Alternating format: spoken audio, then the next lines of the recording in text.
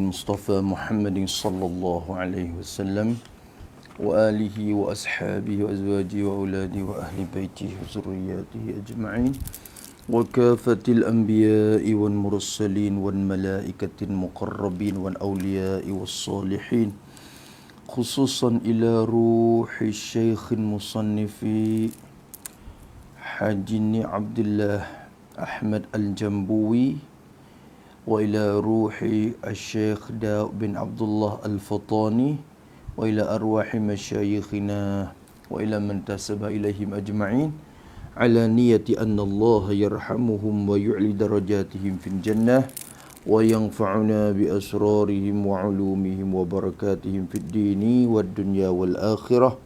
Al-Fatihah. A'udzu billahi minasy syaithanir rajim. Bismillahirrahmanirrahim. Alhamdulillahi Rabbil Alamin Ar-Rahmanir Rahim Maliki Yawmiddin Iyyaka na'budu wa iyyaka nasta'in Ihdinas siratal mustaqim Siratal ladzina an'amta 'alaihim ghairil maghdubi 'alaihim waladdallin. Bismillahirrahmanirrahim. Alhamdulillahi Rabbil Alamin. Wassalatu wassalamu ala asyrafil mursalin Sayyidina Muhammadin wa ala alihi wa sahbihi ajma'in. Rabbi syrah li sadri wa yassir li amri wahlul 'uqdatam min lisani yafqahu qawli. Subhanaka la ilma lana illa ma 'allamtana innaka antal alimul hakim wa la hawla wa la quwwata illa billahil aliyyil azim. Allahumma faqihna fid din waftah alaina futuhan arifin waj'al a'malana khalisatan liwajhikal karim. Rabbana zidna ilman nafi'a warzuqna fahman sahiha ya rabbana ya rabbal alamin. Qala al-musannifu rahimahullahu ta'ala wa nafa'ana bi'ulumihi fid darain amin. Alhamdulillah, masih lagi Allah Subhanahu Wa Taala beri tenaga untuk dapat kita mengerjakan taat kepadanya. Boleh lagi kita sama-sama berada dalam majlis atau dikatakan satu acara yang memberi faedah insya-Allah untuk agamanya. Semoga diberi taufik kepada kita sehingga dapat berterus lagi meningkatkan keimanan kita dan meningkatkan ketakwaan kita dengan kita kerjakan apa yang disuruh dan kita melaksana perintahnya, termasuk pengajian kita pada hari ini insya-Allah. Alhamdulillah, kita sampai kepada muka yang kelima dalam kitab Patimun Yatin Musalli, bercara masalah salat sembahyang.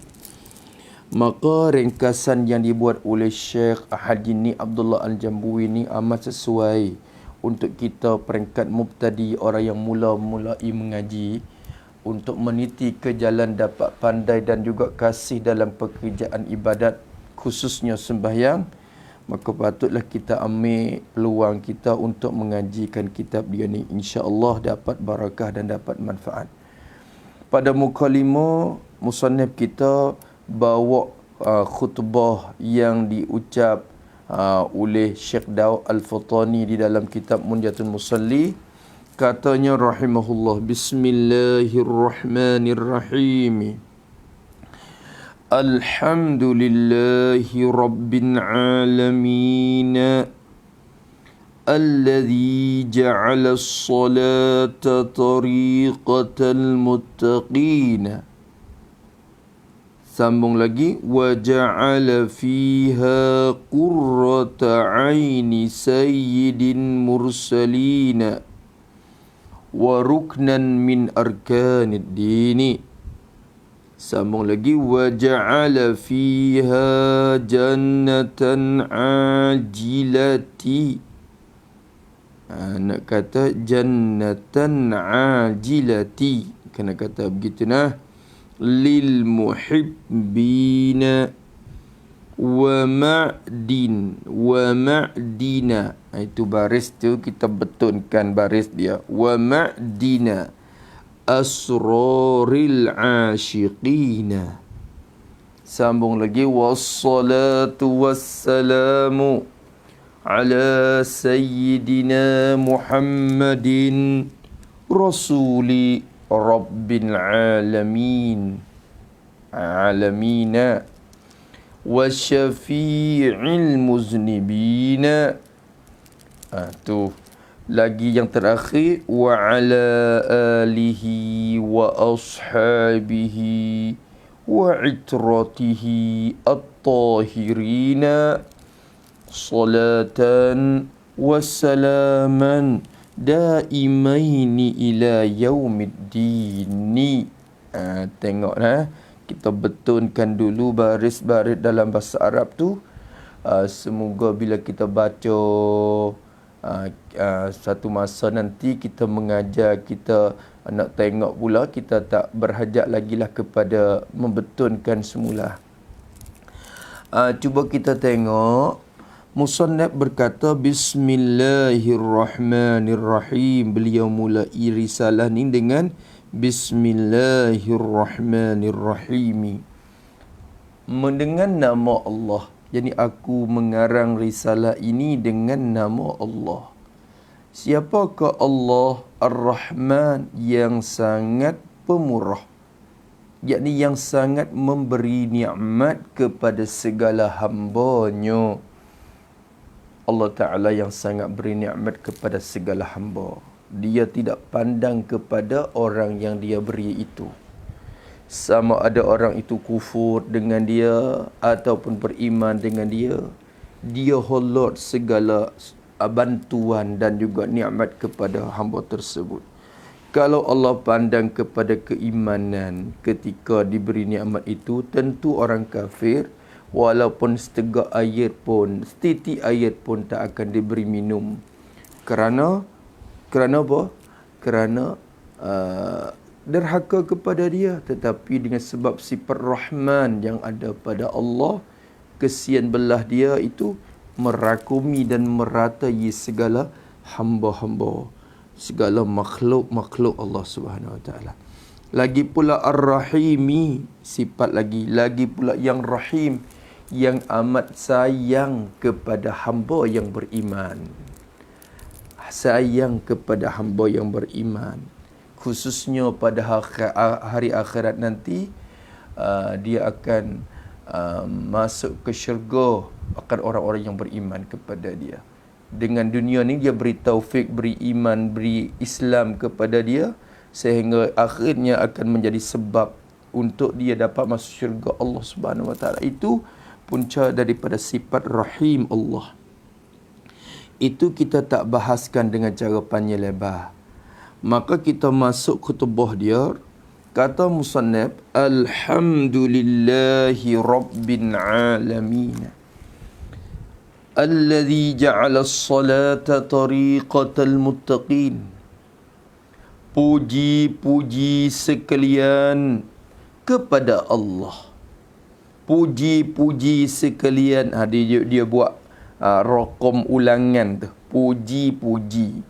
Isyarat kepada berbagai-bagai pujian. Kena tulis gitu.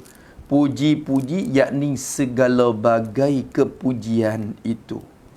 Segala bagai kepujian itu, sekalian puji-puji itu kepada Allah, yakni kembali kepada Allah. Pada hakikatnya kembali kepada Allah Subhanahu Wa Taala. Kerana telah maklum kita maklum dah. Puji ni ada 4 bagai dengan semuanya. Bila tilik kepada pembagian puji, terbagi kepada 4. Satunya dikatakan puji qadim kepada qadim. Maknanya Allah Subhanahu Wa Taala puji akan zat dia. Allah puji akan dirinya.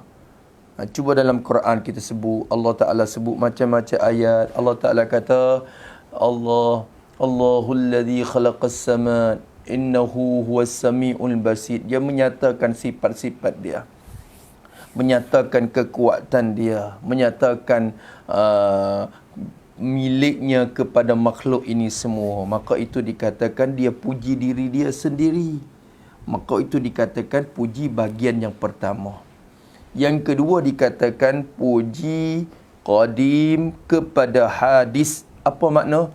Yakni Allah Subhanahu wa taala puji akan makhluk dia yang baik-baik, makhluk dia yang beriman. Puji akan manusia yang baik, yang soleh, khususnya puji kepada para anbiya, para nabi alaihi wassalatu wassalam. Allah Taala puji. Kerana banyak dalam ayat Quran Allah Taala cerita hal-hal nabi-nabi yang tertentu, maka Allah Taala puji. Seperti Allah Taala puji kelakuan Nabi Musa ataupun kelakuan Nabi Ayub. Kedua-dua ni dipuji juga, kata innahu ni'man abdu innahu awwab. Sebaik-baik hamba iaitu Ayub, dan juga sebaik-baik hamba ialah Musa, kerana innahu awwab, kerana dia ni sangat rajak hati kepada Allah, sangat meminta taubat kepada Allah, sangat kembali diri kepada Allah. Dengan sebab tu Allah Ta'ala puji kepada makhluk. Sebaik-baik hamba dia ni, sebaik-baik hamba dia ni. Itu dikatakan puji Allah kepada makhluk dia. Itu bahagian yang kedua. Bahagian pertama tadi, Allah pujikan zatnya sendiri. Bahagian yang kedua, Allah memujikan akan segala hamba yang beriman, segala khususnya kepada para anbiya, para syuhada dan para aulia dia. Allah Ta'ala puji. Bahagian yang ketiga dinamakan juga puji hadis kepada qadim. Apa makna hadis? Yani kita perkara yang baru ini memuji akan Allah yang qadim. Kita makhluk ini memuji kepada Allah. Banyaklah yang kita sebutkan kepujian kepada Allah. Allahumma innaka afu. Ya Allah, sesungguhnya Engkau itu Maha Pemaaf, Maha memberi maaf, Maha Pemaaf. Afun Karim, Engkau itu Maha Mulia, Maha Pemurah. Tuhibbul afwa, Engkau itu cinta, Engkau kasih kepada pengampunan, ya Allah. Fa'fu anni, beri maaflah kepada saya, maafkanlah segala kesalahan saya. Maka itu kita puji Allah Subhanahu Wa Taala, dan segala bagai puji-puji kepada Allah. Macam-macam kita sebut nama dia, kita sebut keagungan dia, itu dikatakan kita puji kepada Allah. Itu masuk dalam bagai yang ketiga, iaitulah makhluk, iaitu hadis, puji kepada Allah yang qadim. Itu bagai yang ketiga. Dan bagai yang keempat dikatakan puji hadis kepada hadis. Apa makna? Yakni kita makhluk ini puji sesama kita. Kita Abdullah puji kepada Qadir. Qadir puji kepada Khalid, masalah. Sesama kita puji memuji. Itu dinamakan bagai puji yang keempat. Zai ini rajinnya. Khalid itu Masya Allah alimnya, ilmu dia banyak, macam mana. Itu kita puji. Maka segala bagai puji itu dikatakan puji-puji sekalian itu, yakni segala bagai-bagai, berbagai-bagai kepujian sekalian itu kembali kepada Allah. Sebab apa dikata macam tu? Kerana pada hakikatnya semua tu kembali kepada Allah. Allah Ta'ala pujikan zatnya, kembali ke dia. Allah Ta'ala pujikan hamba dia, hakikatnya kembali kepada dia. Kerana hamba itu hak dia, punyaan dia, milik dia. Dia yang mentakdirkannya untuk hamba itu kerja ibadat sekian-sekian. Akhirnya Allah Ta'ala pujikan, hakikatnya puji. Macam kita buat rumah sendiri, dan rumah itu sangat elok rupa dia, comel rupa dia, molek rumah tu. Kemudian kita pujikan rumah. Rumah ini sangat molek, sangat bentuknya lawanya, sekian-sekian. Maka hakikatnya kita semua sedang memujikan diri kita. Begitulah Allah yang memujikan kita, hamba yang beriman, hakikatnya kembali kepada Allah Subhanahu Wa Taala. Dan kita ni hamba puji kepada Allah, hakikatnya kembali kepada Allah. Dan kalau kita puji sama kita sendiri pun, pada hakikatnya kembali kepada Allah Subhanahu Wa Taala juga. Kerana kita sesama makhluk ini punyaan Allah. Kita kata Zaid yang alim, Zaid yang rajin. Maka hakikat siapa yang memberi sifat rajin tu kepada Zaid? Allah. Kalau begitu, hakikat sekalian puji itu lillah. Yani kembali kepada Allah. Itu maksud dia. Puji-puji sekalian kepada Allah. Siapakah Allah di sini? Tuhan tu badan. Kalau kita ngaji ibarat, orang panggil badal kepada lafaz Allah. Allah tu siapa? Tuhan menjadi, Tuhan yang menjadi sembahyang 5 waktu. Tuhan yang menjadi sembahyang. Apa maksud dengan menjadi? Yakni memfardu, mewajib. Tuhan yang memfardukan dan perintahkan sembahyang 5 waktu. Maksud menjadi itu perintah dan juga suruh dan mewajibkan. Itu maksud menjadi. Tuhan yang menjadi, Tuhan yang memerintah, Allah yang menyuruh, Allah yang perintah dan mewajibkan sembahyang 5 waktu tu. Ambil daripada zuhur, asar, maghrib, isya, subuh. 5 waktu tu. Allah menjadikan sembahyang 5 waktu menjadi jalan amalan yang beramal oleh orang yang takut kepadanya, kepada Tuhan, kepada Allah. Allah yang menjadikan sembahyang 5 waktu ni jalan amalan. Allah Ta'ala memfardukan sembahyang 5 waktu ni jadi jalan amalan. Apa jalan? Jadi cara-cara buat. Cara-cara buat amal. Cara-cara untuk beramal tu jalan amalan. Allah menjadikan dan memberikan dan juga memerintahkan sembahyang 5 waktu ni merupakan cara dan juga cara kita buat. Jalanan dan cara untuk kita buat amal. Cara jalan amalan. Jalan mana tu? Sifat. Jalan yang beramal. Yang dapat beramal dengan jalan itu. Yang beramal, jadi yang dapat beramal pada jalan tersebut.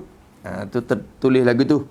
Jalan yang dapat beramal pada jalan tersebut oleh orang yang takut kepadanya, kepada Tuhan.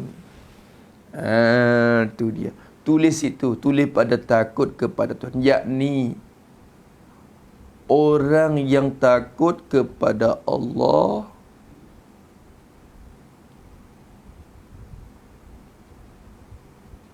akan buat amalan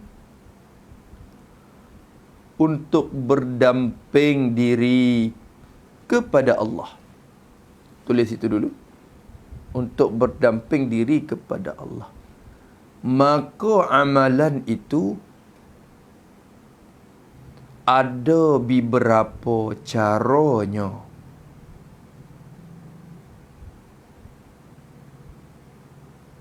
Dan salah satu cara amalan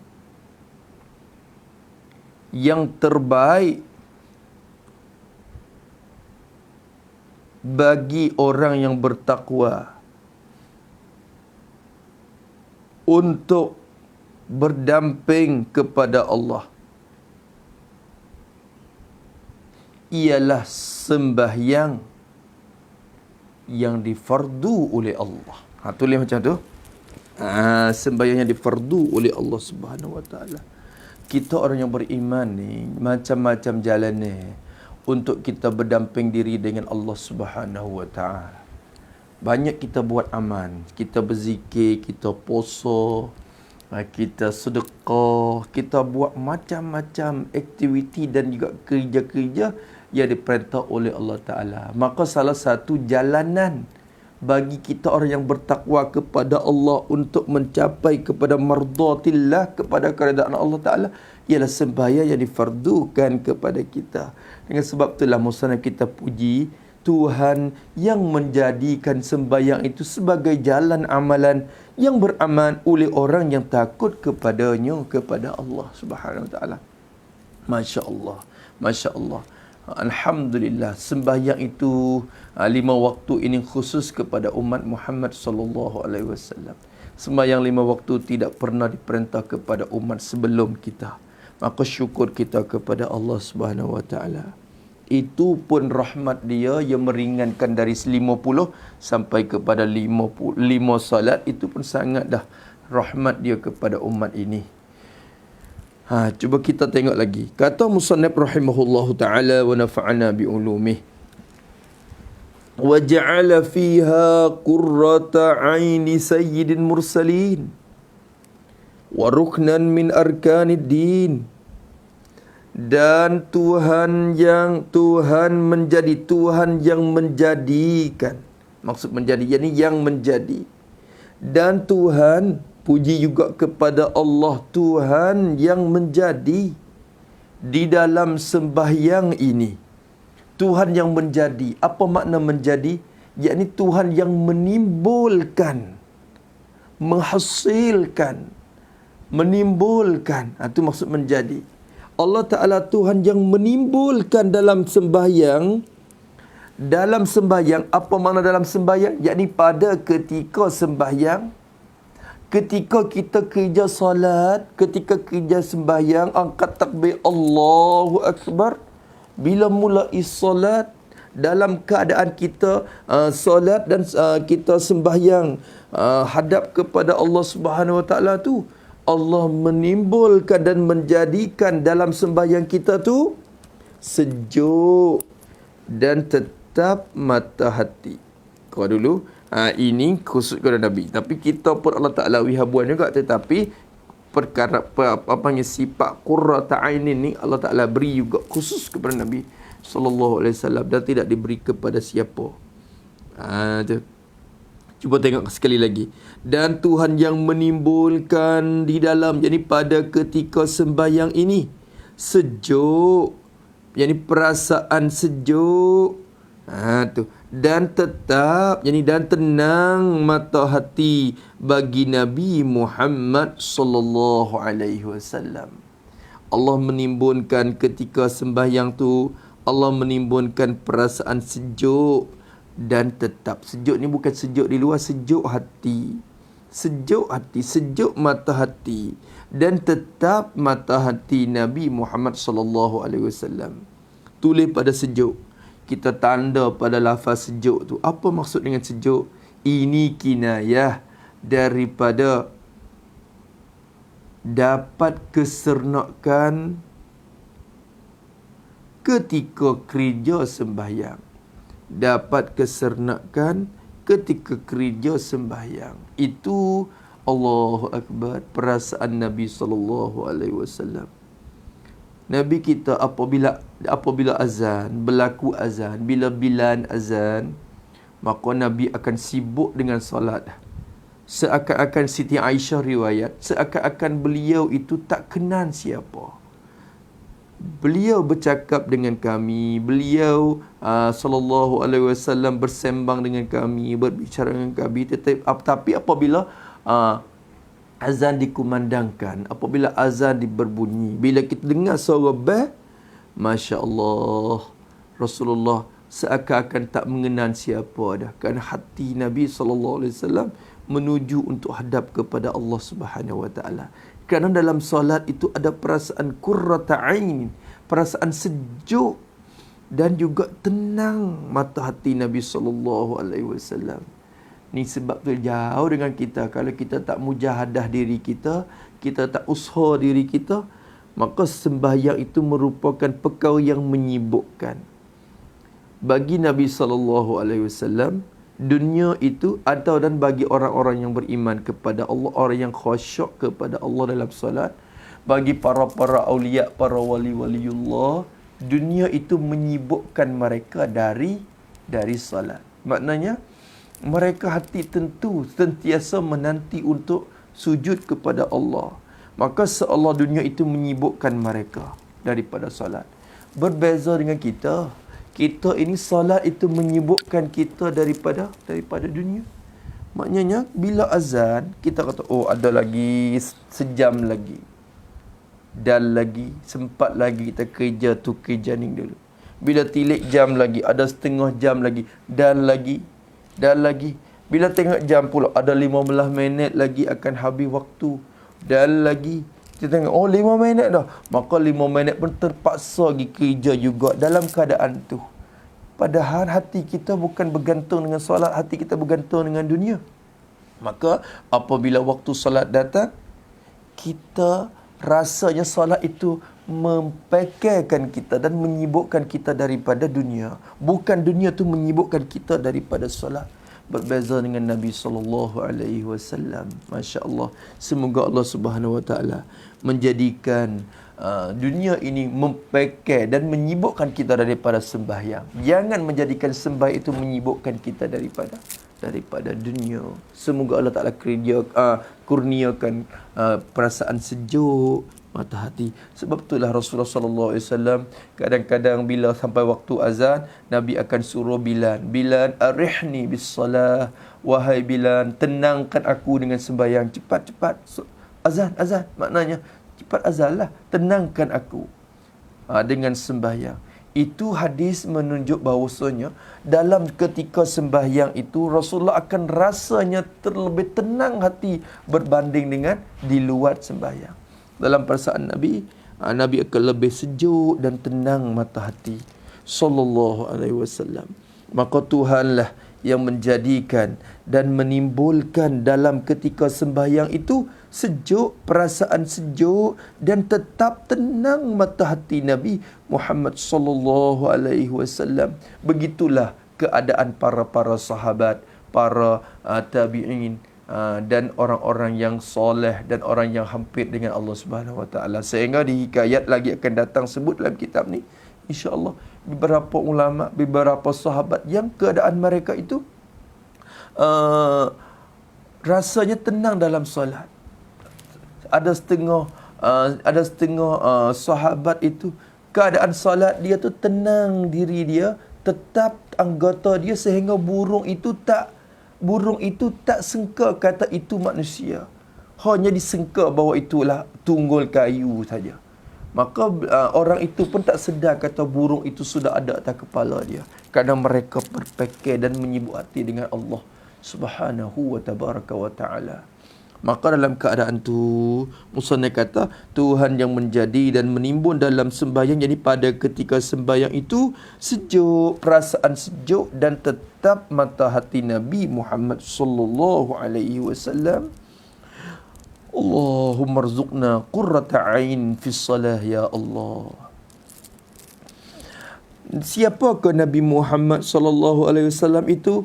Badal, penghulu sekalian Rasul, ketua bagi sekalian Rasul, ketua bagi sekalian utusan-utusan Allah.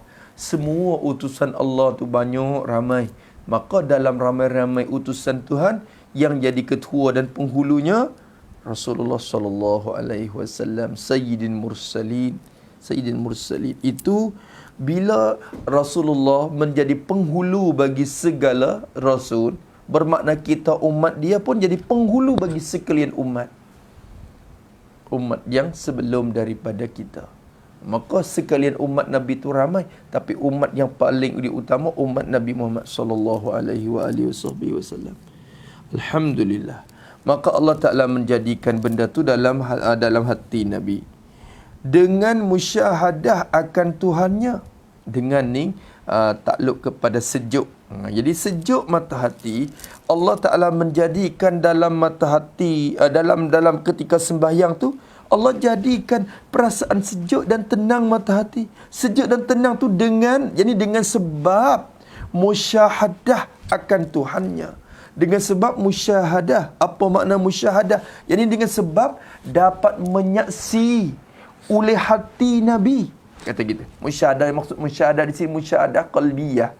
Musyahadah hati. Dapat menyaksi, dengan sebab dapat menyaksi oleh hati Nabi SAW. Dapat musyahadah dan menyaksi hati Nabi akan Tuhan, ini akan kebesaran Tuhannya, Tuhan bagi Nabi Muhammad sallallahu alaihi wasallam. Ketika salat, bila diangkatkan takbir, hati Nabi akan timbul perasaan musyahadah, dapat menyaksi kebesaran Tuhan.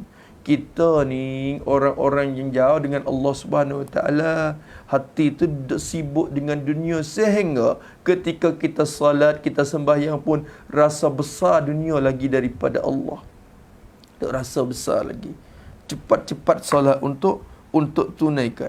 Kita buka kedai, Maka ketika pelanggan-pelanggan duk banyak, customer kita, luka kita tu banyak tu, kita rasa Allah, kalau aku tinggal pergi solat, kita akan rasa rugi. Rasa ruginya 5 minit yang kita sujud kepada Allah, kita rasa kita ni sudah kehilangan kelabaan tu banyak. 5 minit pun 10,000 dah, aku akan tidak untung, aku rugi. Masya Allah. Maka ketika dia takbir pun buat dengan cepat-cepat, perhati dia tu tak rasa kebesaran kepada Allah Subhanahu Wa Taala, bahkan nampak kebesaran perniagaan dia lagi. Sebab itulah kita bermohon kepada Allah, dengan kita mengaji kitab Faridatul atau Munyatil Musalli ni, kita dapat juga Allah Ta'ala kurnia perasaan musyahadah hati, kita dapat menyaksi kebesaran Tuhan ketika kita melakukan sembahyang, insya-Allah. Maka tuah penghulu sekalian Rasul, dengan sebab dapat menyaksi oleh Rasul akan Tuhan, akan kebesaran Tuhan. Masya Allah, Masya Allah, Tabarakallah. Habis itu, Alhamdulillah. Dan sembahyang juga. Jadi dan Tuhan menjadikan sembahyang juga satu rukun daripada rukun Islam yang 5. Allah Ta'ala sembahyang juga, yakni Tuhan yang menjadikan sembahyang juga satu rukun, satu perkara asas, satu tiang asas. Tu rukun dengan makna tiang asas, kerana rukun tu orang panggil rukun yang majaz, bukan rukun hakiki. Bukan rukun hakiki. Maknanya tiang asas daripada rukun-rukun Islam, tiang-tiang Islam yang 5 maknanya. Tu. Satu rukun daripada rukun Islam yang 5. Tu. Tulis pada satu rukun. Jadi bahkan sembahyang ini ialah rukun yang terbesar sekali apabila dibanding dengan rukun yang lain. Apabila dibanding dengan rukun yang lain. Masya Allah. Alhamdulillah. Alhamdulillah. Satu rukun. Jadi rukun di sini dengan makna perkara-perkara yang besar dalam Islam. Perkara yang besar dalam agama Islam kita, semacam rumah. Islam ni kalau ibarat dengan rumah, akan terbentuk di atas 5 tiang. 5 tiang. Maka dibangunkan rumah Islam ini di atas 5 tiangnya. Maka 5 tiang itu dikatakan tiang asas. Tiang asas untuk tertegaknya rumah tidak runtuh. Bukan bermakna ada 5 ni saja, kerana ada lagi tiang kecil-kecil tu, tapi tiang besar-besarnya 5 ni. Maka 5 ni dikatakan rukun Islam. Rukun Islam. Ada syahadah la ilaha, menaik saksi bahawa tidak ada Tuhan melainkan Allah. Adanya rukun solat, adanya sembahyang, adanya puasa, ada zakat, ada haji. Maka 5 tu 5 tiang asas dalam agama. Dalam 5 tiang itu, tiang tengahnya apa? Salat. As-salatu imaduddin. Sembahyang itu merupakan tiang tengah bagi rumah. Tiang tengah ni penting. Kalau tiang tengah tak ada, akan runtuh juga walaupun ada tiang-tiang lain. Akan runtuh juga binaan yang tersebut. Maka sembahyang ini satu rukun daripada rukun-rukun Islam yang 5. Yang 5 rukun. Alhamdulillah. Maka itu nikmat yang kita tak boleh disyukur, tak habis mensyukur kepada Allah Subhanahu Wa Taala. Tak habis kita terima kasih.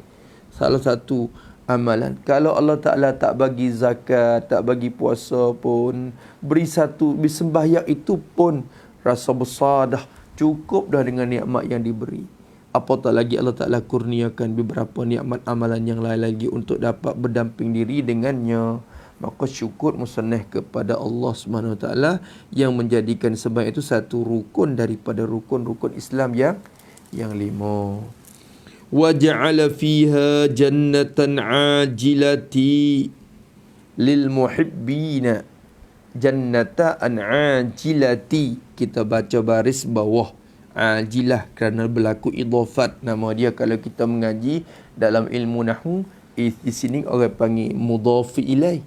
Idhafat jannah kepada al-ajilah tu dikatakan idhafat mausub kepada sifat lah, berbentuk idhafat.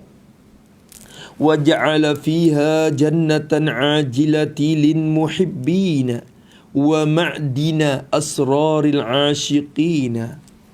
Dan Tuhan, ini semua atap kepada Tuhan yang menjadi dulu.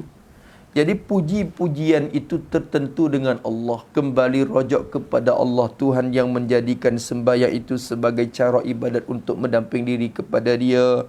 Tuhan yang menjadikan salat itu dapat ketenangan untuk hati Nabi kita SAW, sehingga dapat musyahadah kebesaran Tuhan pada ketika salat sembahyang.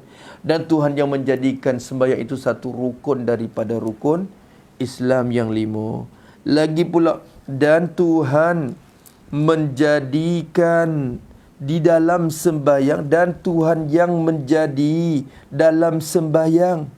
Maksud dalam sembahyang ni maklum lah. Dalam sembahyang yakni pada ketika kerja sembahyang, tu dalam sembahyang.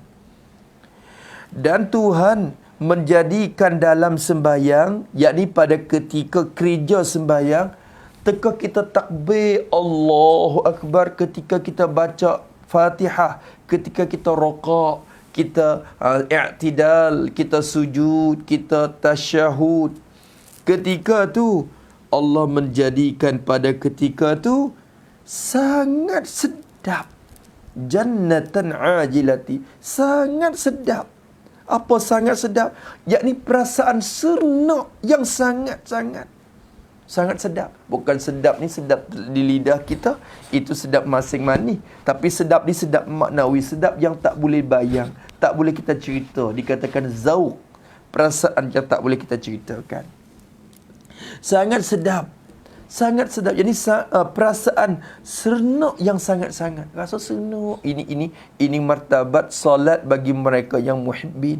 Orang mereka yang cinta kasih kepada Allah Subhanahu Wa Taala.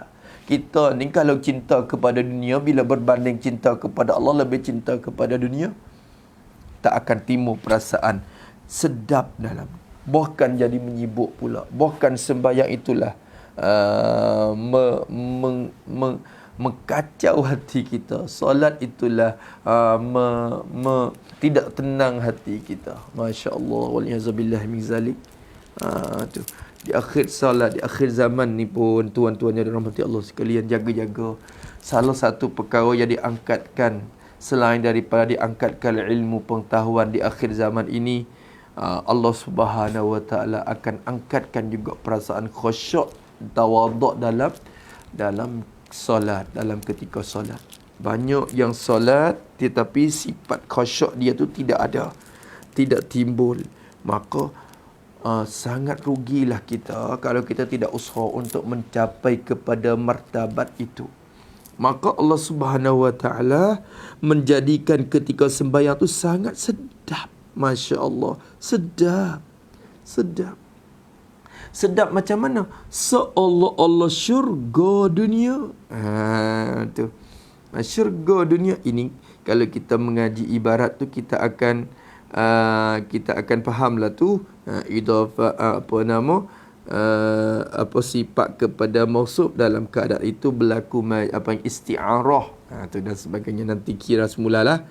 Kata dia sangat sedap sangat-sangat, senang sangat-sangat, seolah-olah syurga dunia, macam syurga dunia. Tu ajilah, syurga yang segera didapat di dunia. Syurga dunia seolah-olah semacam syurga dunia. Ini yakni syurga yang kita dapat di dunia. Tu. Macam syurga lah. Solat ni macam syurga. Ini bagi mereka yang muhibbin, yang musannaf, pengarang kita akan sebut lagi akan datang. Kalau selain daripada muhibbin, sembahyang dia kadang-kadang merupakan satu siksaan. Macam neraka pula dah. Panasnya, aduh. Imam baca panjangnya. Allah, bila nak rokok, bila imam nak iktidan, bila imam nak sujud, bila imam nak bangkit dari dia sujud, bila nak sudah, bila nak siap solat ni. Allah, satu seksa yang besar pula bagi mereka yang tidak muhibbin, tidak kasih kepada Allah Subhanahu wa taala.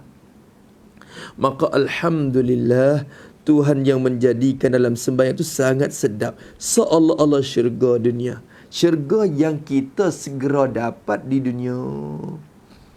Sebab itulah Allah Subhanahu wa taala berfirman di dalam Al-Quran, waliman khafa maqama rabbih jannatan. Bagi mereka yang takut kepada kebesaran Allah Subhanahu wa taala, khususnya di dalam solat dan di segala ibadat, mereka takut kepada Allah dan sentiasa hati ingat kebesaran Allah Subhanahu wa taala.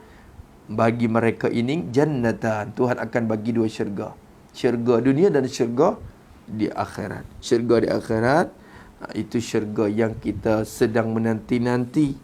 Dan syurga di dunia pun kita boleh usaha, kita boleh cari, iaitulah ketenangan hidup kita, ketenangan dalam ibadat kita. Semua tu dikatakan syurga dunia macam syurga. Sebab itulah kalau kita tenang dengan ibadat, kita puasa, kita syok, kita tenang. Kita solat, kita tenang. Kita zakat, kita tenang. Kita berzikir, hati kita tenang. Maka tak nak lagi kepada apa-apa. Kita rasa cukup dengan benda ni. Bahkan kalau luput benda ni, kita rasa sayangnya. Kerana benda ni walaupun dibayar dengan sejuta duit, 100,000 sekalipun tak akan dapat beli. Melainkan mereka yang ditaufik oleh Allah, dan mereka yang mujahadah nafsu dirinya sehingga mereka mendapat perasaan tersebut. Tak boleh beli. Kalau boleh beli, saya lagi akan habis duit, sanggup habiskan duit untuk dapat benda ni. Tetapi benda ni tidak boleh kita belikan. Itu menunjuk kata lebih mahal daripada dunia ni lagi. Kata dia rahimahullahu ta'ala, cuba kita tengok lagi. Musa kata, dan sangat seolah syurga di dunia. Syurga itu bagi ini bersangkut kepada syurga. Kadang syurga dunia tu bagi hambanya, hamba Allah. Hamba mana ni? Hamba yang kasih kepadanya, kepada Allah. Dikatakan muhibbin, orang yang kasih kepada Allah. Mereka ni akan dapat dunia syurga. Dapat syurga di dunia ini. Dan ini dapat ketenangan dalam ibadat, khususnya dapat kesernakan ketika solat. Kerana mereka sentiasa menunggu, mereka kasih kepada Allah. Apabila dipanggil, mereka hati gemar. Bila azan dikumandangkan, Allahu Akbar, macam Tuhan panggil kita. Hati kita sentiasa terikat dengan masjid, sentiasa terikat dengan tempat ibadat. Bila azan berbunyi, kita selalu bangun, selalu kita bersiap diri untuk berjumpa dengan Allah Subhanahu Wa Taala. Ini muhibbin, orang yang kasih kepada Allah. Masya Allah. Maksud kasih kepada Allah di sini, tulis sikit. Yakni kasih kepada Allah, yakni dengan bahawa mereka kerja segala perintah Nabi SAW dan mengikut cara-cara Nabi di dalam sembahyang. Rasulullah SAW ada sabda, sallu kama ra'aitumuni usalli. Sembahyanglah kamu semacam kamu mengetahui macam mana aku sembahyang.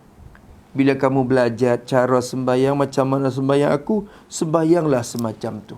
Macam mana aku rakaat, macam mana aku sujud, macam mana aku baca Fatihah, macam mana aku zikir tasbih rakaat, macam mana aku tasbih sujud, dan macam mana aku tasyahud dan sebagainya. Itu dikatakan rupa di luar. Dan ada lagi isi kandungan dalam sembahyang, maknanya kekhusyukan.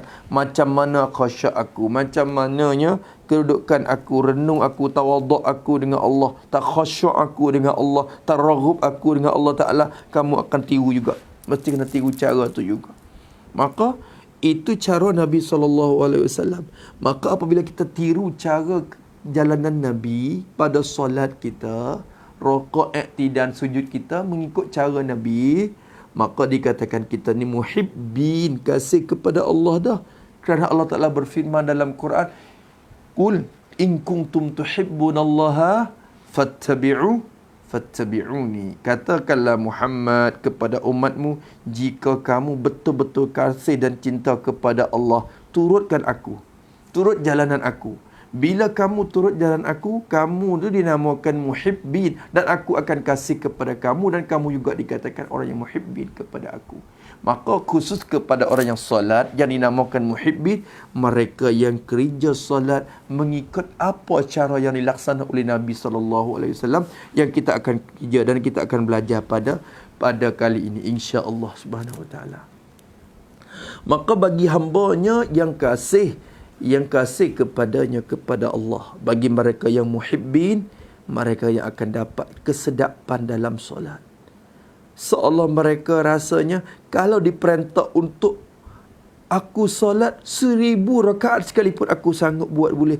Kerana dalam keadaan solat itu aku dapat kesenakan, dapat ketenangan, dapat kebahagiaan. Sehingganya sekira diperintahkan untuk rokok 5 minit, 10 minit, berjam-jam pun aku dapat buat. Rasanya macam tu. Kerana mereka memang sedap. Tuan-tuan yang dirahmati Allah, cuba kita masuk ke pasar raya, kita masuk dalam Big C ke, dalam Lotus ke, Tesco ke, dalam mana Maidin ke, di tempat-tempat shopping ke, maka dalam tu dengan air conditioner lah, dengan air, dengan apa cukup, kita duduk sejam pun kita rasa kejap ya. Kita masuk sekejap je, tapi tiba-tiba bila tengok jam tu, Allah, dah aku berjalan tu sejam setengah, 2 jam. Kenapa tidak sedarkan diri? Kerana sedapnya dalam tempat itu. Penuh dengan berbagai-bagai barang. Makanan, minuman, perkara tu perkara ni cukup lengkap dalam tempat pasar itu.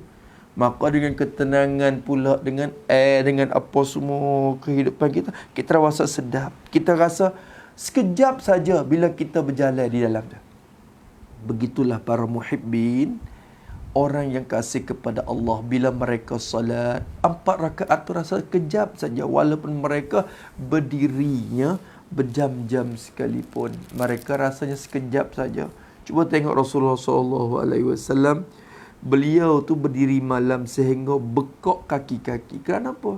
Kerana tidak sedarkan diri dah. Dalam keadaan solat itu, beliau tidak sedarkan diri bahawa itu kaki sudah lengahnya, bekaknya dan sebagainya. Kerana hati itu sentiasa dapat ketenangan dan kesedapan dalam solat. Masya Allah, tabarakallah. Sangat sedap seolah syurga bagi hamba yang kasih kepadanya. Dan sembahyang juga tempat berhimpun segala rahsia tajalli Allah bagi orang yang rindu kepadanya, kepada Allah Ta'ala. Dan sembahyang, jadi dan Tuhan yang menjadikan sembahyang, dan menjadikan sembahyang juga, dan menjadikan sembahyang juga, Allah yang menjadikan sembahyang juga, menimbulkan dalam ketika kita salat, Allah Ta'ala jadikan juga dalam sembahyang kita tu tempat berhimpun segala rahsia tajalli Allah. Masya Allah. Dalam sembahyang juga tempat berhimpun. Apa makna tempat berhimpun? Yakni tempat yang kita dapat kaji dan ambil. Itu makna tempat himpun. Tu ma'din. Ma'din tu asalnya galian. Tempat yang kita boleh gali. Dalam tu tanah tu kita gali. Tu keluarnya emas, keluarnya perak, keluarnya permata. Tu dikatakan galian. Tu ma'din. Maka sini tempat berhimpun jadi tempat yang kita dapat kaji dan ambil segala rahsia tajalli Allah. Di situlah boleh kita kaji, boleh kita dapat ambil, boleh kita dapat mencapai, boleh kita dapat memetikkan segala rahsia tajalli Allah. Segala rahsia iaitu tajalli itu badal pada rahsia. Segala rahsia iaitu tajalli Allah. Apa tajalli Allah? Tulis itu pada tajalli. Yakni, campakkan Allah akan kebesarannya itu ke dalam hati hamba itu. Campakkan Allah akan kebesarannya itu ke dalam hati hamba itu. Rasanya macam ta'zim, besar agungnya Allah. Dalam hati itu sentiasa ingat kebesaran Allah Subhanahu Wa Taala. Itu hati dia sudah ditajalli kebesaran dia kepadanya. Maka dalam tu ada rahsia banyak. Ketika kita rokok, apa rahsianya? Ini dikatakan hikmat yang musnah kita akan sebut insya-Allah taala pada kitab ini, dan juga sebagai panduan daripada kitab Munyatul Musalli, ada hikmat-hikmat di sebaliknya. Ketika kita rokok, apanya rahsianya?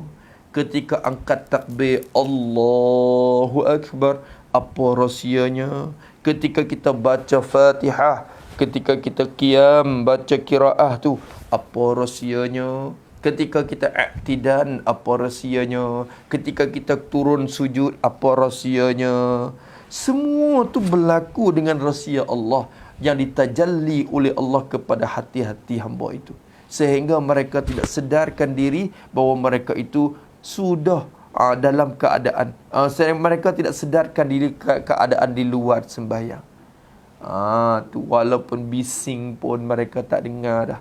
Walaupun anak-anak mereka berbising, bergalak, bercakap, berbuah, tapi mereka tidak sedarkan lagi keadaan di luar daripada sembahyang, kerana mereka itu rasa dapat tajalli kebesaran Allah Subhanahu Wa Taala yang merupakan rahsia ketika tu. Maka dalam solat tu macam-macam kita boleh ambil. Kita boleh ambil dan kaji rahsia-rahsia Allah Subhanahu Wa Taala.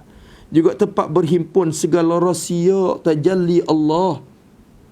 Han keadaan tempat berhimpun tu, siapa yang akan dapat menggali dan ambilkan rahsia ini? Tempat berhimpun tu bagi orang yang rindu kepadanya, kepada Allah. Orang yang rindu kepadanya, yakni rindu kepada berjumpa dengannya. Tulis itu, yakni rindu kepada berjumpa dan bercakap dengannya. Tu. Rindu kepada berjumpa dan bercakap dengannya. Allahu Akbar. Adakah takkan kita dengar dulu, masya-Allah, tabarakallah. Adalah dalam warid hadis Nabi sebut, apabila seorang hamba itu baca alhamdulillahirabbil alamin, apa kata Tuhan? Ar-Rahmanir Rahim, apa kata Tuhan balas? Maliki yaumiddin, apa balas Tuhan? Iyyaka na'budu wa iyyaka nasta'in, apakah bicaraan Tuhan ketika itu? Maka hamba apabila hati sentiasa ingat perkara tu, dia rasa dia bercakap dengan Allah, dia munajat dengan Allah Subhanahu Wa Taala. Kedudukan dia rasa sedap dapat munajat dengan Tuhan, berjumpa dengan Tuhan. Masya Allah, ya Allah, 5 minit saja aku dapat munajat denganmu, 10 minit saja aku munajat denganmu, sebentar lagi akan munajat kepada makhluk, selagi aku akan berjumpa makhluk dan berjumpa dengan kesibukan dunia ni pula. Ya Allah, sangat aku rindu kepadamu. Tu asyik. Orang yang asyik ni lebih martabat daripada muhibbi lagi. Muhibbi ni dia kasih saja, tapi asyikinya rindu. Rindu kepada Allah. Rindu sayang. Orang yang rindu dengan orang yang kasih tak sama. Ibarat kita kasih kepada seorang wanita, contohnya, maka bila kita kasih kepada dia, kita rasanya untuk nak berkeruduk dengan dia, kita ingin untuk nak bernikah dengan dia, kita rasa kita berkahwin dengan dia, masalah. Maka itu perasaan cinta, perasaan kasih. Tetapi bagi orang yang rindu, kedudukan dia berbeza. Orang yang rindu ni, walaupun duduk di rumah, dia pejam mata pun nampak muka dia.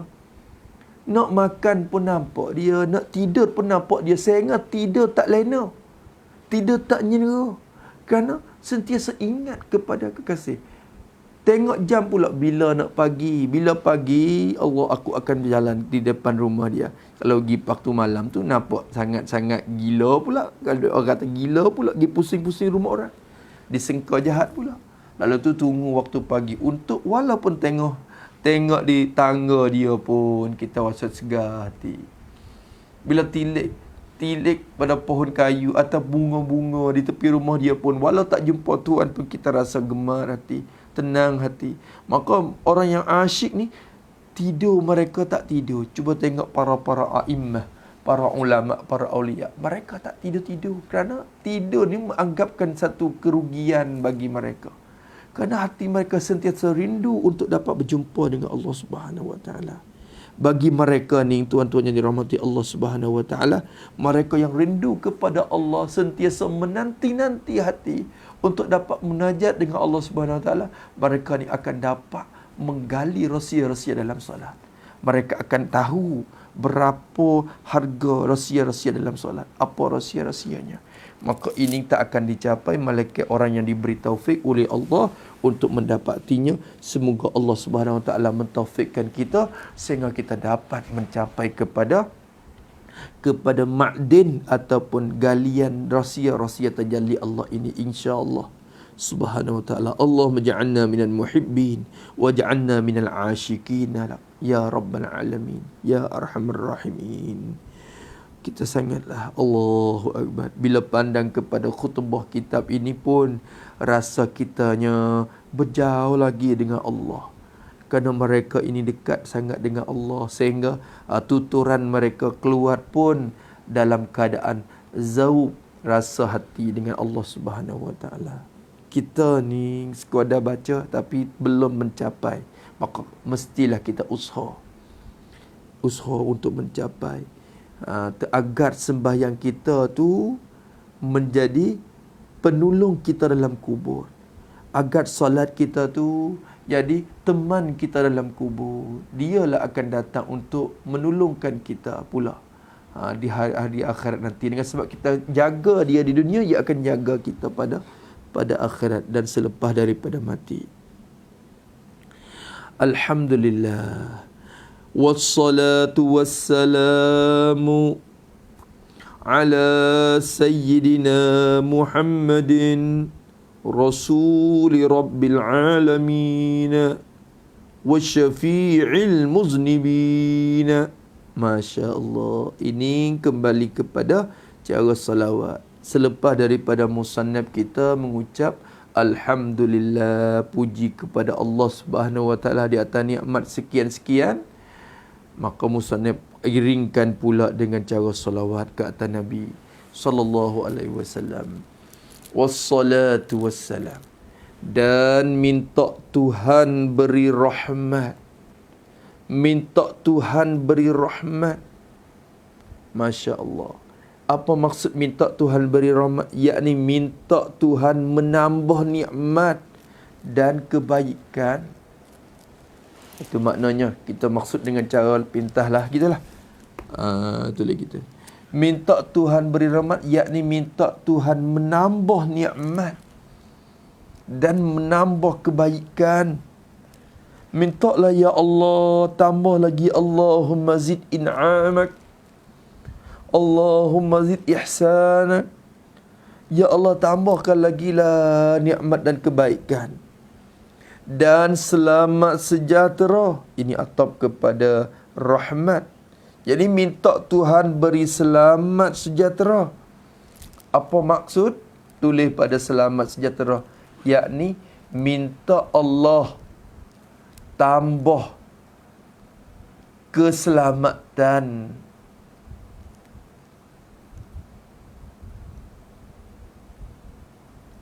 dan kesejahteraan bagi hati Nabi Muhammad sallallahu alaihi wasallam. Alhamdulillahi rabbil alamin.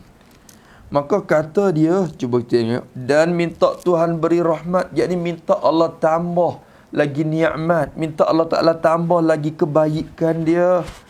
Kenapa kita kata semacam tu? Kerana asal makna rahmat itu kesian belas. Maka kesian belas ini adalah sifat yang bersangkut dengan hati. Tiba-tiba lafaz rahmat itu diguna kepada Allah yang tidak berjirim, tak berjisim, sehingga kita dinisbahkan hati kepada dia. Maka tak boleh kita guna makna kesian dengan cara zahir. Lalu tu dipalingkan makna kesian belas hati itu kepada makna ihsan, iaitu buat baik, memberi nikmat. Kerana apa? Kerana in'am ataupun ihsan ataupun beri kebaikan itu lazim daripada seorang itu. Kalau dia kesian hati kepada siapa, dia akan buat baik kepada orang itu. Lalu tu Allah Ta'ala bila kesian belah kepada hamba, dia buat baik kepada hamba, dia memberi nikmat kepada hamba yang tersebut. Maka maksud minta beri rahmat di sini, kita minta beri nikmat. Maka timbul persoalan lagi.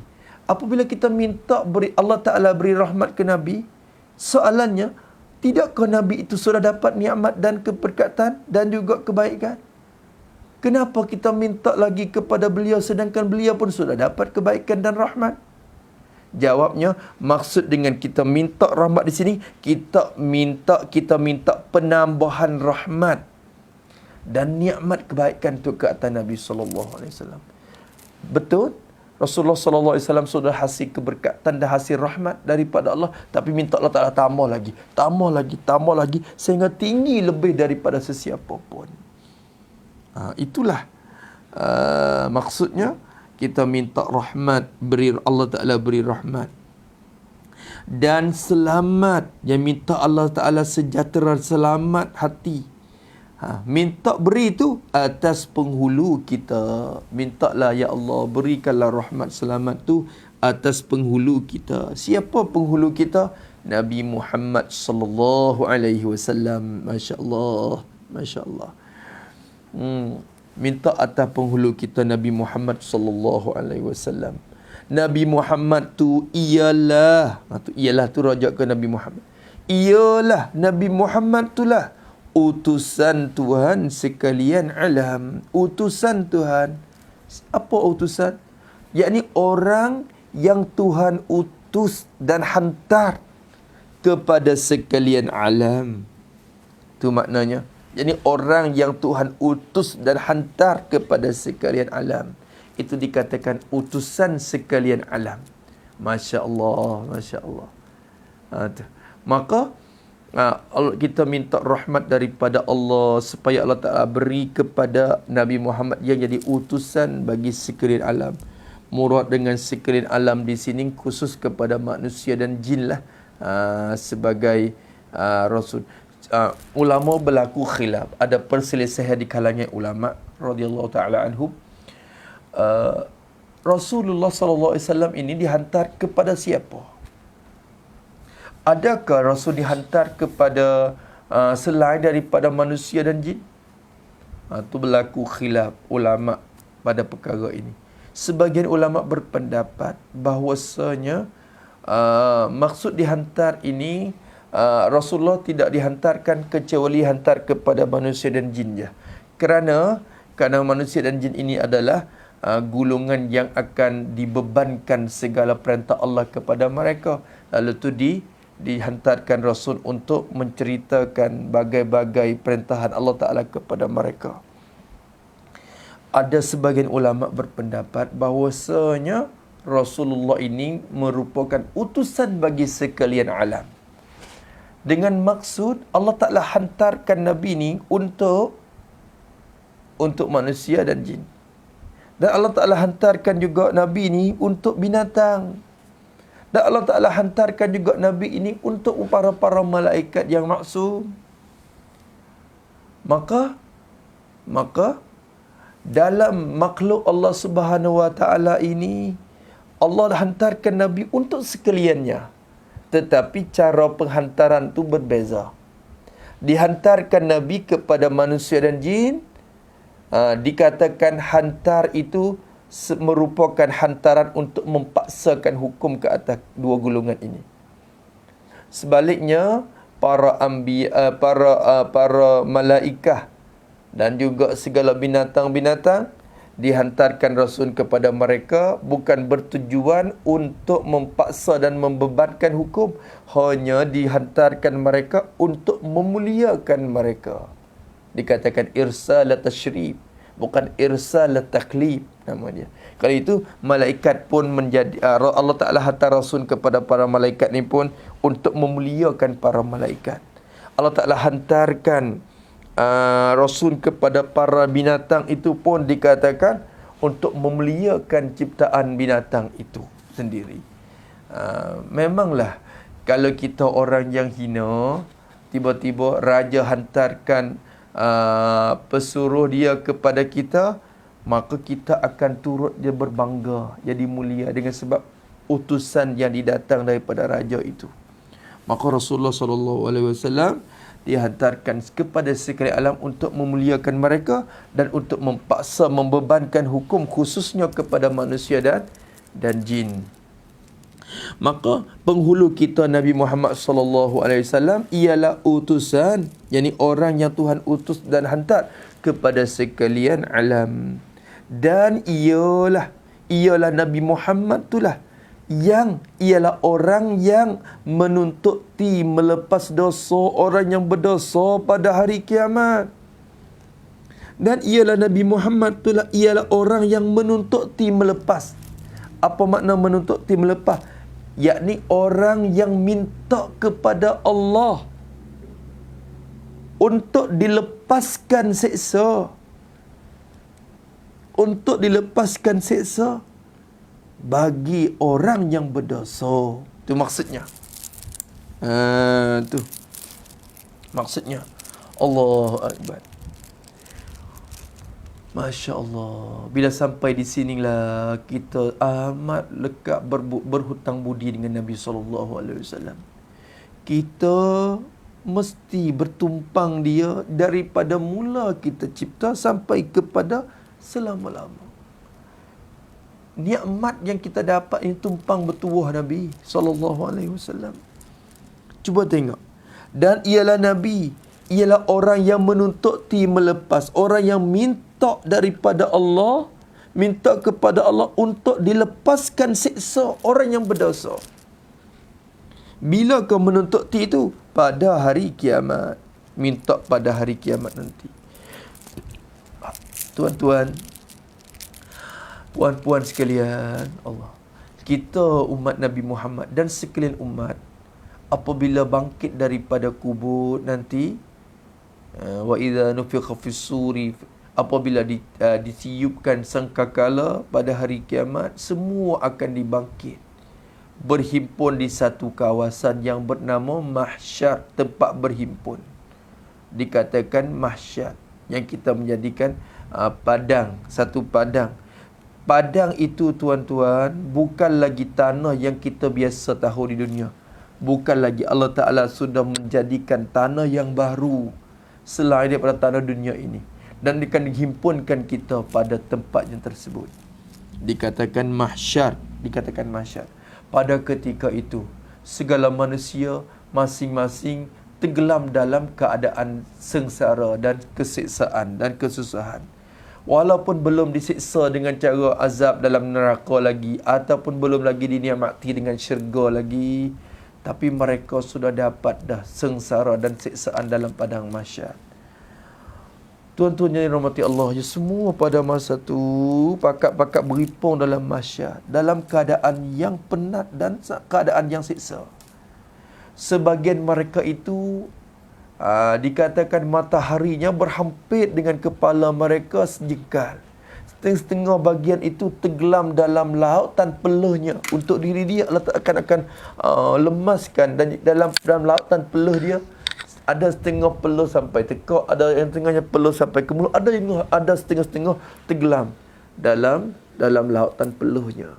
Wahakaza, kesusahan yang berlaku itu berlakunya beratus-ratus tahun, sehingga semua manusia pada masa itu minta kepada Allah agar cepat-cepat diselesaikan segala hukuman. Sehingga ada sebagian mereka mengatakan, ya Allah, cepat-cepatlah hukum. Kalau syurga pun hantarlah ke syurga, kalau neraka pun hantar ke neraka. Masya Allah. Ada juga begitu. Tu. Ya Allah, cepat-cepat hantarlah. Neraka pun neraka lah. Tak cara lagi. Neraka pun tak apa.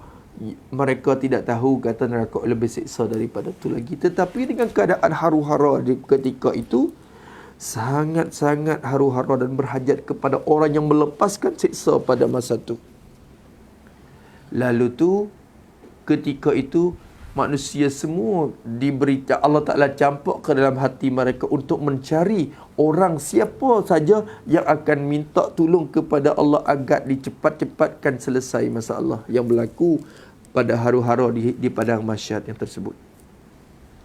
Lalu tu dicampak dalam hati mereka untuk mencari Nabi Adam AS. Kerana mereka menganggap bahawa Nabi Adam ini merupakan bapa bagi sekalian manusia. Bapa manusia.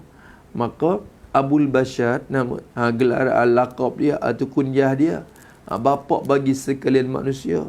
Lalu tu semua tu berpusing dalam padang itu untuk mencarikan Nabi Adam. Akhirnya berjumpa dengan Nabi Adam AS dan minta bantuan kepada Nabi Adam untuk memohon kepada Allah agar dicepat-cepatkan selesai hukuman pada padang mahsyar itu.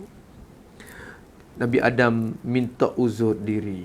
Nabi Adam berkata, aku tidak mampu, hari ini bukan hari aku. Aku bukan lastulaha. Aku bukan ahli pada masa tu. Masa ni aku bukan ahli. Bukan aku ahli. Cuba kamu pergi cari Ibrahim. Cuba cari Nuh. Maka bercari jumpa Nabi Nuh.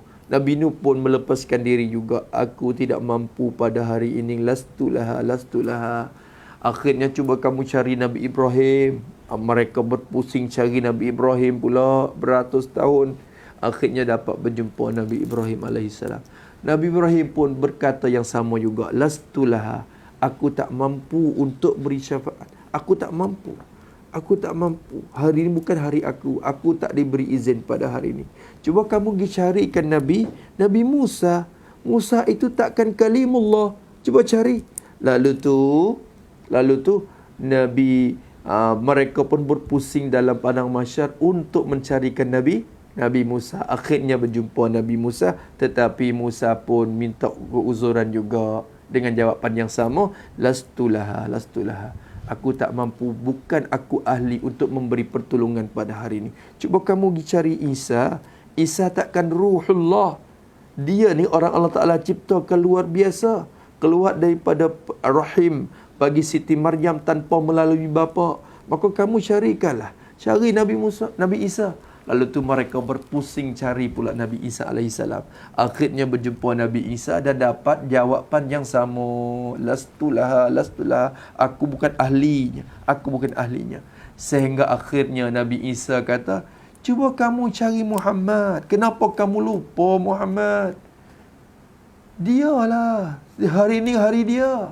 Hari ini dialah yang jadi ahlinya. Cuba cari dia. Pada ketika tu, tuan-tuan rahmati Allah, tuan-tuan sekalian, pada ketika didengari suara nama Nabi Muhammad, berjerit semua ahli mahsyar. Berjerit. Kerana mereka teringat ke Nabi Muhammad dan mereka itu rasa sesal. Kenapa mereka tidak ingat mula-mula lagi? Sepatutnya Nabi Muhammad itulah diingatkan awal-awal sekalinya. Khususnya kita umat Nabi Muhammad, bila dengarkan suara Nabi, bila dengarkan nama Muhammad disebut oleh Nabi Isa, semua tu akan masa rindu ke Nabi. Mana Rasulullah? Ya Allah, kenapa kami lupa seorang lelaki ini? Ya Allah, kenapa kami lupa Nabi yang mulia ini, Muhammad? Akhirnya mereka mencari Nabi Muhammad sallallahu alaihi wasallam. Apabila berjumpa Nabi sallallahu alaihi wasallam, Rasulullah bersabda, Ana laha. Aku. Hari ini aku boleh. Datang. Ummati. Mana umatku? Dia paling cari umat dia yang pertama kali. Mana umatku? Ummati. Diutamakan umat dia. Sebab itulah orang yang paling sengsara, orang yang paling kecewa, orang yang paling sedih hati pada hari kiamat, ialah orang yang dapat melihat wajah Nabi sallallahu alaihi wasallam. Sebab itu kita banyak bersalawat kepada dia. Semoga kita diperlihatkan wajah Nabi kita sallallahu alaihi wasallam, dan akhirnya Nabi Muhammad sallallahu alaihi wasallam pun dengar rayuan-rayuan daripada umat itu. Ya Rasulullah, cepatkanlah minta kepada Allah agar diselesaikan hukuman pada padang mahsyar ini, agar disiap-siapkan selesai, agar disudahkan penyelesaian, agar didapat penyelesaian dengan cepat-cepat mungkin. Ya Rasulullah, akhirnya Rasulullah sujud kepada Allah Subhanahu wa taala di situ, sehingga Allah Taala berkata, ya Muhammad, irfa' ra'saka washfa' tushaffa is'an tu'ta. Ya Muhammad, angkat kepalamu, minta apa saja yang kamu ingin, aku beri. Minta syafaat, aku beri syafaat. Akhirnya Nabi SAW memohon kepada Allah, ya Allah, ini semua manusia ini dalam keadaan yang haru-hara dan penuh dengan kesedihan dan juga penuh dengan siksa.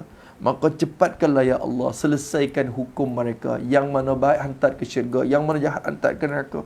Ya Allah, cepat-cepat selesai. Akhirnya Allah Ta'ala pun mulai memutuskan hukum semenjak daripada permohonan Nabi itu. Itu dinamakan syafa'atul uzma, pertolongan Rasulullah yang paling besar sekali. Kerana kita dengar orang yang tahfidz Quran, kita dengar mereka dapat syafaat kepada ahli keluarga dia. Kita dengar bahawa para ulama dapat mensyafaat kepada murid-muridnya. Kita mendengari bahawasanya para syuhada yang mati syahid dalam sabilillah, mereka dapat syafaat kepada ahli keluarganya. Semua syafaat yang berlaku ini berlaku setelah daripada Nabi kita sallallahu alaihi wasallam buka mulut untuk memohon kepada Allah. Maka selepas daripada Nabi kita menuntut daripada Allah agar dilepaskan seksa orang-orang yang berdosa pada hari kiamat, maka mulailah tok guru pun dapat syafaat murid dia, aulia pun dapat syafaat murid dia, para anbiya masing-masing pun dapat syafaat dia, umat dia masing-masing.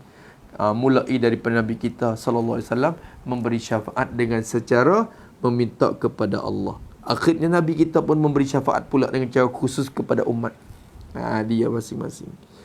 Wa wajibun syafa'atun musyaffa'i Muhammadin muqaddaman la tamna'i wa ghairuhu min muqtadal akhyari yashfa' kama qad ja'a fil akhbari. Masya-Allah, disebut dalam kitab Jawharat Tauhid, Nabi kita diutamakan untuk memberi syafaat. Akhirnya yang lain-lain lagi pun mengikuti untuk memberi syafaat kepada umat-umatnya masing-masing. Kerana itulah musannaf kita rahimahullah ta'ala menyebut, dan ialah Nabi Muhammad orang yang menuntut melepaskan dosa orang yang berdosa pada hari kiamat. Semoga Allah Ta'ala menjadikan kita termasuk dalam golongan orang yang diberi syafaat oleh Nabi SAW. Semoga kita menjadi satu golongan dan menjadi orang yang dapat melihat wajah Nabi SAW pada hari kiamat. Hari yang tak berharga lah, tak berfaedah lagi, tak bermanfaat lagi harta dan anak pinak. Segala harta dan kemewahan dunia tak akan memanfaatkan pada hari yang tersebut. Wa ala alihi wa ashabihi wa itratihi at-tahirina salatan wa salaman daimaini ila yaumiddin.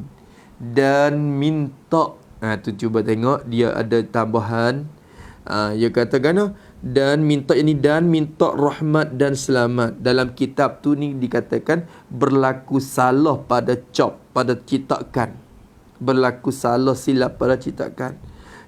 Kalau tu asalnya kena dan minta rahmat dan selamat, tiba-tiba dicop dan dicetak begini, dan minta selamat dan rahmat. Jadi diutama lafaz selamat dulu daripada lafaz rahmat.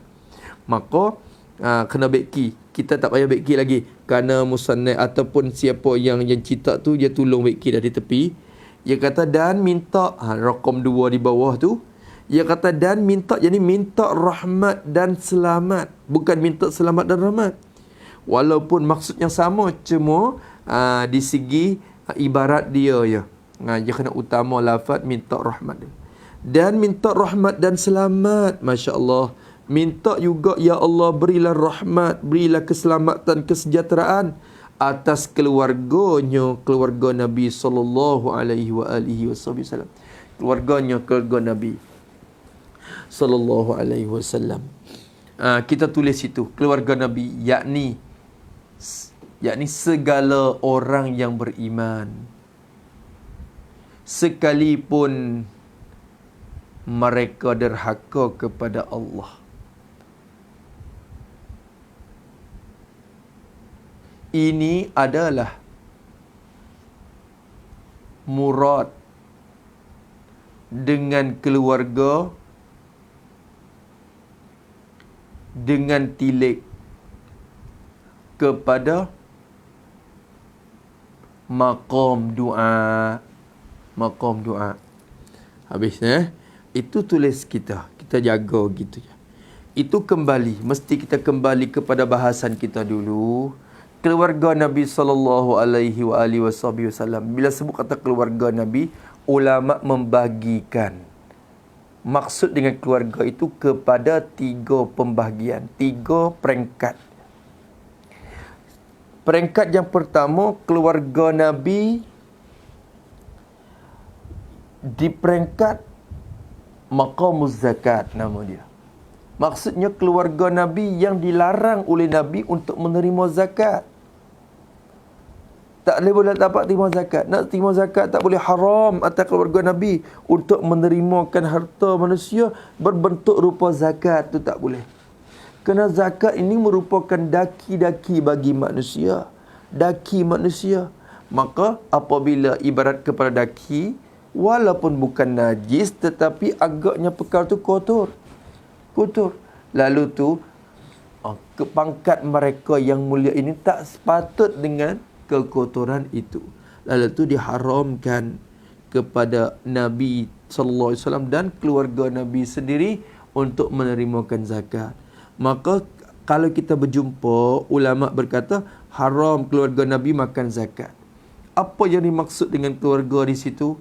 Maka ulama memberi takrif bahawasanya maksud dengan keluarga di situ ialah segala Bani Hashim, anak cucu Hashim, dan Bani Muttalib, anak cucu Muttalib. Semua keturunan Hashim, Tok Nabi, Atuk Nabi dan Bani Muttalib, semua mereka yang salur daripada jalur tu dikatakan keluarga Nabi semua. Maka sampai hari ini segala Ahlul Bait, segala keturunan daripada Sayyidina Hasan dan Husain yang masih lagi ada sekarang ini, semua tu dikatakan keluarga Nabi SAW kerana mereka itu Bani Hashim atau Bani Muttalib. Apakah mereka ini dikatakan maksud dengan keluarga Nabi dengan kita tilik kepada peringkat ataupun maqam menerima zakat. Ada lagi satu lagi keluarga Nabi sallallahu alaihi wasallam. Tapi keluarga yang dibagi oleh ulama dalam keluarga ini ialah keluarga pada peringkat yang kedua. Keluarga dengan maksud yang kedua ini ialah keluarga Nabi dalam maqamun madah. Apa maksud maqamun madah? Yakni keluarga Rasulullah sallallahu alaihi wasallam yang termasuk dalam golongan orang yang dipuji. Apabila kita melakukan puji kita kepada keluarga Nabi, siapakah yang layak, alhamdulillah, siapakah yang layak untuk masuk dalam keluarga Nabi dalam maksud kepujian ini? Misalnya kita kata, oh keluarga Nabi ni orang yang bertakwa, keluarga Nabi ni orang yang baik, orang yang solat, keluarga Nabi ni orang yang dapat syafaat, keluarga Nabi ni orang yang macam-macam lah kita puji. Keluarga Nabi yang bersih mereka, keluarga Nabi yang diredai oleh Allah Subhanahu wa taala, macam-macam kita puji. Kalau begitu, apabila kita puji keluarga Nabi, apakah maksud dengan keluarga Nabi dalam itu? Apa maksud keluarga Nabi? Maka ulama berkata keluarga Nabi dengan maksud ini ialah segala orang yang bertakwa. Siapa saja daripada umat Nabi Muhammad sallallahu alaihi wasallam yang ada sifat takwa kepada Allah, mereka itu dikatakan keluarga Nabi. Kalau kita orang yang bertakwa kepada Allah, tunai apa yang disuruh oleh Allah, tinggal apa yang dilarang, Maka kita dinamakan keluarga Nabi SAW. Kerana orang yang takwa saja yang patut dipuji. Orang yang derhaka tak layak dapat kepujian. Tak layak dapat kepujian yang tersebut. Maka dalam maqam yang kedua, keluarga Nabi itu dengan makna kullu taqiyyin, tiap-tiap orang yang bertakwa kepada Allah Subhanahu Wa Taala. Ada lagi ulama membagi, ada lagi satu maqam atau satu peringkat yang terakhir yang dikatakan maqamud du'a. Apa maksud maqamud du'a? Keluarga Nabi yang patut mendapatkan doa. Apabila didoa kepada mereka, sepatut dapat juga doa kepada mereka ini. Allahumma ghfir li ali Muhammad. Allahumma arham ala Muhammad. Ya Allah, rahmati kepada keluarga Muhammad. Ya Allah, ampun kepada keluarga Nabi Muhammad sallallahu alaihi wasallam. Maka kita minta ampun, kita minta rahmat, kita minta rezeki, kita minta balasan baik kepada mereka. Siapakah yang patut untuk mendapatkan doa itu? Maka ulama kata, semua orang yang beriman kepada Allah dinamakan keluarga Nabi sallallahu alaihi wasallam. Sekalipun dia orang yang fasik, sekalipun dia orang yang derhaka kepada Allah, dia tak solat. Dalam keadaan tu dia tak mengingkari kewajipannya. Dia melakukan juga dosa kecil. Dia ada juga lama-lama sekali dia kerja dosa besar.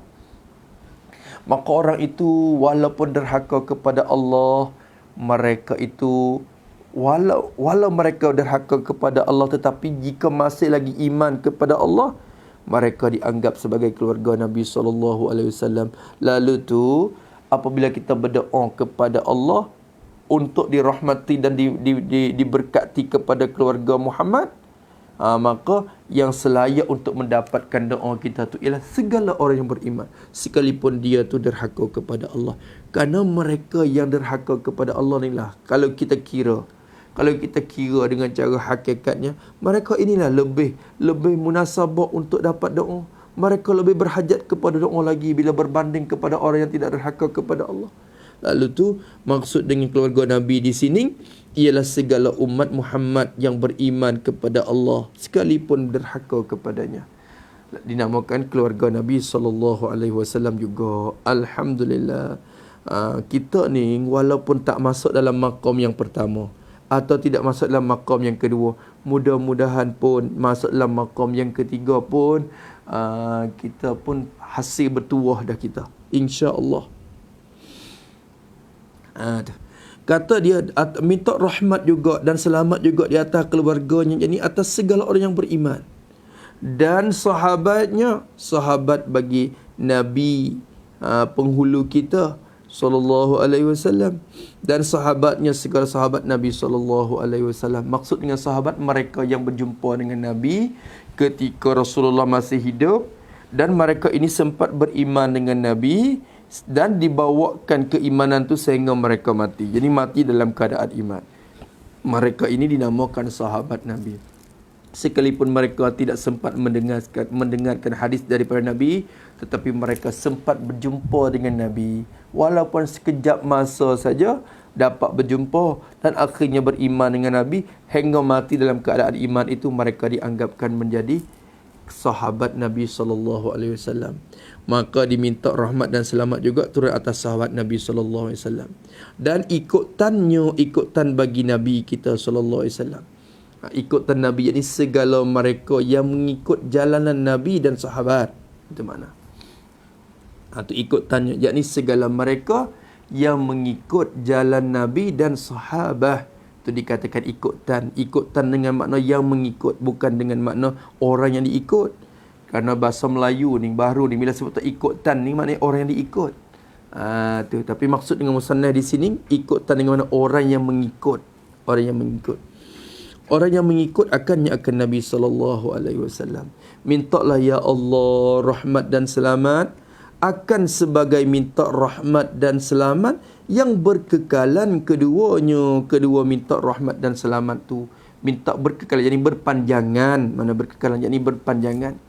Akan sebagai minta rahmat dan selamat yang berkekalan dan berpanjangan keduanya. Mintalah sentiasa berkekalan rahmat dan selamat tu. berkekalan hingga hari kiamat, sampai kepada hari kiamat. Bukan kata minta rahmat ke Nabi itu untuk hari ini saja, atau esok saja, atau tahun ini saja. Tidak, berkekalan sampai kepada hari kiamat. Wa ba'du, nampaknya masa kita dah cukup sekadar tu dulu. Kemudian malam ini insya-Allah kita sambung lagi pada muka 6. Wa ba'du fa'lamu ya ma'asyiran muslimin waffaqana Allahu wa iyyakum wa alhamana rushdana wa a'azana min syururi anfusina. Dan kemudian dari itu maka tahulahmu, hei jemaah muslimin, hei Tuhanku, minta taufikkan kami dan kamu. InsyaAllah kita sambung lagi.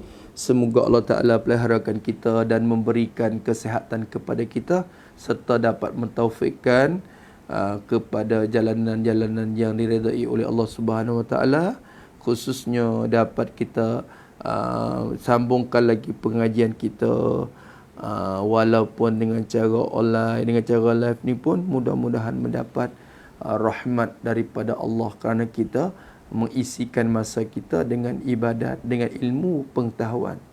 Semoga diberi lanjutan usia untuk kita sama-sama mendengarkan lagi pengajian kita Parti Munyatul Musalli pada malam ini. InsyaAllah jam 9.30 kita akan bersambung lagi. Semoga kita dapat rahmat bersama. Wassalamualaikum warahmatullahi wabarakatuh. Bismillahirrahmanirrahim. Alhamdulillahirabbil alamin. Wassalatu wassalamu ala asyrafil mursalin wa ala alihi washabihi ajma'in. Allahumma inna na'udzubika min ilmin la yanfa'u, qalbin la yakhsha, wa 'amalin la yurfa', wa du'ain la yustajab. Wa nas'aluka 'uluman nafi'an wa rizqan tayyiban wa 'amalan mutaqabbalan. Rabbana atina fid dunya hasanah wa fil akhirati hasanah wa qina 'adzabannar. Wa sallallahu ala sayyidina